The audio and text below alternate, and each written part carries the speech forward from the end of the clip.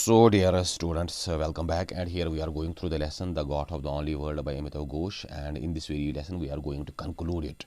तो आज की इस वीडियो में हम इस लेसन को कंक्लूड करेंगे. तो इससे पहले इस पे बहुत सारी जो वीडियोस मैंने बनाए हैं वो आप ज़रूर देखिए, तभी आपको इस लेसन का जो एक अपना पर्सपेक्टिव है या जो एक अपना थीम है वो समझ आ जाएगा. तो यहाँ तक हमने देख लिया कि आगा शाहिद अली की जो बीमारी थी वो बहुत ज़्यादा बढ़ गई और फाइनली जो डॉक्टर्स थे उन्होंने उसे लाइलाज कर दिया. And then he make up his mind to return to Kashmir. उसने फिर अपना मन बना लिया कि अगर मेरी मौत आनी है तो मैं कश्मीर में अपने आबाई वतन में जाके ही मरूंगा. Later because of logistical and other reason he change his mind about returning to Kashmir. लेकिन आखिर में कुछ लॉजिस्टिकल, कुछ प्लानिंग और इम्प्लीमेंटेशन में उसकी कुछ प्रॉब्लम्स आ गई और इसके अलावा और भी कुछ इश्यूज़ होंगे, कुछ रीजन्स रहे होंगे. That he change his mind. उसने अपना जहन बदल लिया, अपनी सोच बदल ली अबाउट रिटर्निंग टू कश्मीर, जो उसका कश्मीर आने का इरादा था.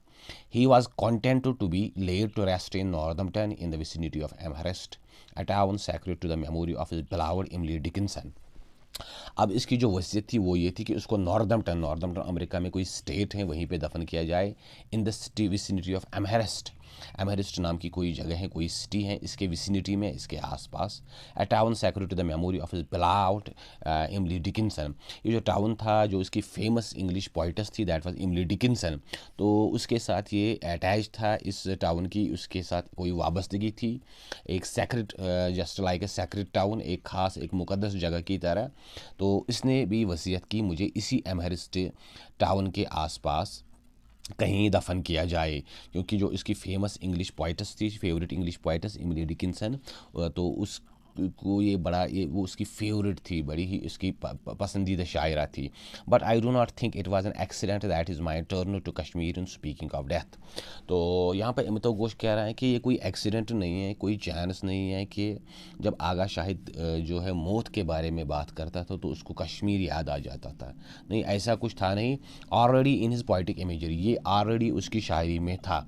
जब जो ये बीमारी डिटेक्ट हुई उससे पहले भी अगर हम उसकी पोइट्री देखेंगे तो उसमें जो डेथ, कश्मीर एंड शाहिद, ये तीन जो सिंबल्स हैं यहाँ पे इमेजरी में, ये बहुत ज़्यादा है. मौत, कश्मीर और Shahid. Shahid had become one closely overlaid as to be inseparable. खासकर अगर हम 1989 के बाद जो इसकी पोइट्री देखेंगे उसमें ये तीन चीज़ें, डेथ, कश्मीर एंड शाहिद, क्योंकि कश्मीर में जो फिर हालात ख़राब हुए और यहाँ पे बहुत सारे जो इसमें काफ़ी ज़्यादा ये कैजुअल्टीज़ हो गई. एंड शाहिद, और एज शाहिद हम गवाह, एज विटनेस को कहते हैं. Shahid had become one closely overlaid as to be inseparable. जो शाहिद है, आगा शाहिद, उसने अपने आप को इन चीज़ों से इंसेपरेबल कर लिया, that is death and Kashmir. और वो इन चीज़ों के साथ जैसे घुल मिल गया. कैसे? Like old photographers that have melt together in the rain. जैसे वो पुराने जो फोटोग्राफर्स हैं जो मेल्ट हो गए हैं, जिनके ऊपर जो वो पिक्चर हैं वो बारिश की वजह से मेल्ट हो गई है और उसकी जो इंक होती हैं वो एक दूसरे के साथ वो जैसे जुड़ सी गई है. अब कोई पिक्चर बिल्कुल वैसी नहीं है जैसे वो पहले थी. सो दे हैव मेल्टेड टुगेदर. वो एक दूसरे के साथ, उनकी जो इंक है वो मेल्ट हो गई है, वो एक दूसरे के साथ मिल गई है. तो जैसे यहाँ पे इस पोइट्री, इस इन लाइन्स में जैसे हम देख सकते हैं, यस आई रिमेंबर इट. शायद कहता है कि हाँ मुझे याद है. The day I will die, वो दिन जब मैं मरूंगा. I broadcast the crimson so long ago of that sky. तो वो कहता है जैसे हमारे यहाँ था कि जब कोई किसी इंसान की डेथ हो जाती है या किसी का मर्डर हो जाता है तो जो आसमान है वो सुर्ख हो जाता है. बिल्कुल वो ऐसे ही, क्या है, ब्रॉडकास्ट द क्रिम्सन. तो मेरी वजह से जो ये आसमान है ये सुर्ख सा हो जाएगा. सो लॉन्ग एगो ऑफ दैट सिकाई, उस सिकाई का. इट इज़ स्प्रेड आयर, जो फैला हुआ है. इट इज़ रशिंग डाइज, इसमें जो बहुत सारे जो डाइज हैं, कलर्स हैं. And a piece of earth, और ज़मीन का एक टुकड़ा. Here it means grave. Bleeding, यहाँ पे कश्मीर से मुराद है. ब्लीडिंग, जहाँ से खून टपक रहा है. अपार्ट फ्रॉम द शोर, जो इस साहिल से दूर है. As we went on the day I will die, तो वो दिन जब मैं मरूंगा. Post the gods and he keeper of the world last saffron. तो जो दुनिया में जो आखिरी सेफ्रॉन जहाँ पे पाए जाते हैं. एंड पोस्ट द गॉड्स, यहाँ पे जो गॉड्स हैं उनके बारे में जिक्र है. और rowed me on an island, वो मुझे एक आइलैंड पे ले जाएंगे. The size of a grave, जो एक कब्र के जितना होगा. On two yours he rowed me in to the sunset, तो 2 यार्ड्स में मुझे दफन किया जाएगा। He rowed me into the sunset, जहाँ पे सूरज गुरूब होगा। पास्ट ऑल पेन, इस तकलीफ़ के बाद। On every one is lips was news, हर किसी के जो लिप्स, जो ज़बान पे यही चीज़ें होंगी, यही बात होगी, ऑफ माई डेथ, कि मैं मर चुका हूँ। But only that beloved couplet broken on his, लेकिन खाली इसकी इस मौत पे वही दो फेमस जो कपलेट हैं वही बोले जाएंगे। If there is paradise on earth, अगर इस दुनिया में कहीं पे जन्नत है, it is this, it is this, it is this, वो यहीं पे है, वो यहीं पे है, वो यहीं पे है। एक्चुअली यहाँ पे अगर हम देखेंगे आगे, शायद एक तो कश्मीर के बारे में बात कर रहा है, फिर वो अपनी डेथ के बारे में बात कर रहे हैं, और जो फिर 1989 के बाद यहाँ पे जो हालात हुए उनके बारे में वो बात कर रहा है। वो इन तीन चीज़ों को आपस में मिला रहा हूँ। और फिर जो कश्मीर की अपनी एक यूनिक जो खसूसियत है कि अगर फिरदौस बरोई ज़मी अस्तो हमी अस्तो हमी अस्तो हमी अस्तो, तो वो ये चीज़ भी यहाँ पे इस पोइट्री में वो डाल रहा है। The last time I saw Shahid was on 27 October at his brothers house in Amherst. तो अमिताभ घोष यहाँ पे जो कह रहे हैं कि आखिर टाइम में जब मैंने आगा शाहिद को देखा वो था 27 अक्टूबर, तो उस टाइम वो अपने भाई के घर पे था एमहेस्ट में। देखिए आगा शाहिद बड़ा फेमस शायर है और इसकी पोइट्री में बहुत ज़्यादा इमेजरी है। इसको समझने के लिए इसको काफ़ी बार पढ़ना पड़ता है, तभी आपको ये चीज़ें समझ आ जाएंगी। So you have to read it by your own, और आपको इसके लिए जो नेट की मदद लेनी है, इंटरनेट पे आपको ये चीज़ें ढूंढनी है। He was intermittently able to converse and there were moments when we talked just as we had in the past। तो वो थोड़ी देर के बाद बात करता था, क्योंकि जो ये ब्रेन ट्यूमर जो पेशेंट्स होते हैं इनकी जो मेमोरी है वो ख़त्म हो जाती हैं, फिर उनमें वो लैप्स सा आ जाता है। देयर वर मोमेंट्स, कुछ ऐसे लम्हा थे, व्हेन वी टॉक्ड, जब हमने बात की, just as we had in the past, जैसे हम पास्ट में बात करते थे। He was aware as he had long been, वो इस चीज़ से अवेयर था काफ़ी टाइम से पहले, ऑफ इज़ अप्रोचिंग एंड, कि उसका जो एंड है, उसकी जो मौत है वो नज़दीक आ रही है।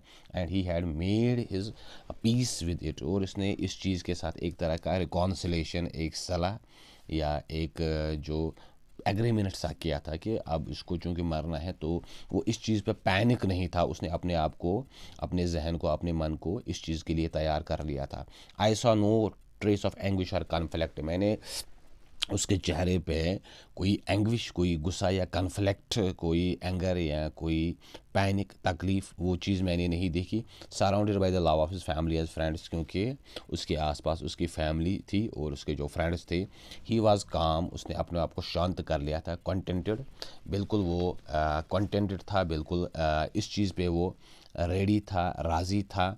एट पीस, बिल्कुल अपने आप को उसने एट पीस रख लिया था, काम कर लिया था, कूल कंपोजर था। He had said to me once, उसने एक बार मुझसे कहा, I love to think that I will meet my mother in the afterlife. उसने कहा कि एक चीज़ की मुझे खुशी है कि आफ्टर लाइफ, जो मरने के बाद जो एक दूसरी दुनिया में हमें जाना है, तो मैं वहाँ पे अपनी माँ से मुलाकात करूँगा। If there is an afterlife, अगर एक आफ्टर लाइफ है।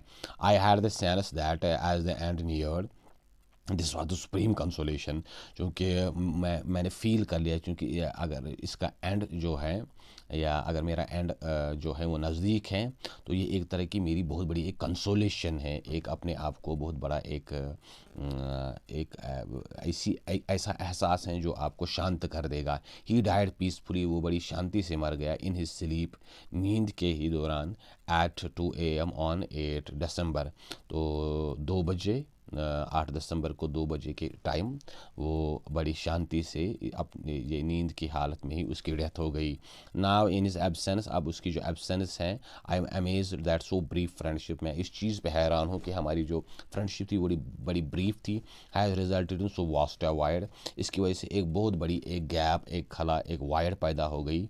Often when I walk into my living room, जब अब मैं कभी कभी अपने लिविंग रूम में दाखिल हो जाता हूँ, I remember his presence there, मैं इसकी प्रेजेंस वहाँ पे फील करता हूँ, पर्टिकुलरली ऑन द नाइट, खासकर उस रात को, when he read us his farewell to the world, जब उसने एक पोइम पढ़ी, जब वो इस दुनिया को फेयरवेल कर रहा है, उसमें उसने कहा था, आई ड्रीम, मैं ये ड्रीम कर रहा हूँ, ख्वाब देख रहा हूँ, I am at the God of the only world, मैं इस ओनली, इस अकेले दुनिया की इस खाली दुनिया के घाट पे हूँ। घाट मीन्स समंदर का किनारा या दरिया का किनारा। तो मुझे अभी किश्ती में दूसरी तरफ जाना है। That means I have to go to the world hereafter. मुझे उस दुनिया में जाना है जो इस दुनिया के बाद है। दैट मीन्स मरने के बाद जो एक दूसरी लाइफ है, आफ्टर लाइफ। तो ये था आगा शाहिद के बारे में। ये हमने कंक्लूड कर लिया। दिस वाज दिस एक तरह का खराज अकीदत था जो अमिताव घोष यहाँ पे अपने फ्रेंड को पेश कर रहा है। सो उम्मीद है आपको ये लेसन समझ आई होगी। आप इसके सारे वीडियोस देखें तभी आपको लेसन का जो अपना एक कंटेक्स्ट है या जो अपनी एक सेटिंग है या जिस पैटर्न पे ये लेसन लिखी गई है तभी वो चीज़ आपको समझ आ जाएगी। और चैनल को ज़रूर सब्सक्राइब करें और बेल आइकन पर क्लिक करें ताकि जो दूसरे आने वाली वीडियोज़ हैं, खासकर जो अभी पिछले साल के जो आपके पेपर्स थे इंग्लिश के या दूसरे सब्जेक्ट्स के, उनको भी डिस्कस करेंगे। तो इससे आपको काफ़ी जो एग्ज़ाम में आसानी हो जाएगी।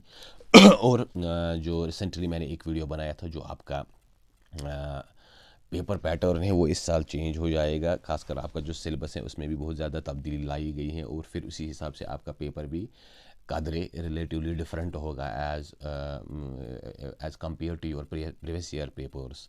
तो इंग्लिश का जो पेपर था उस पर मैंने बात की थी, वो आप ज़रूर देखिए ताकि आपको ये समझ आ जाए कि पेपर में अभी कौन कौन सी चेंजेस लाई जा रही है। तो चैनल को सब्सक्राइब करें और वीडियो को शेयर करें। Wish you all the best and thank you.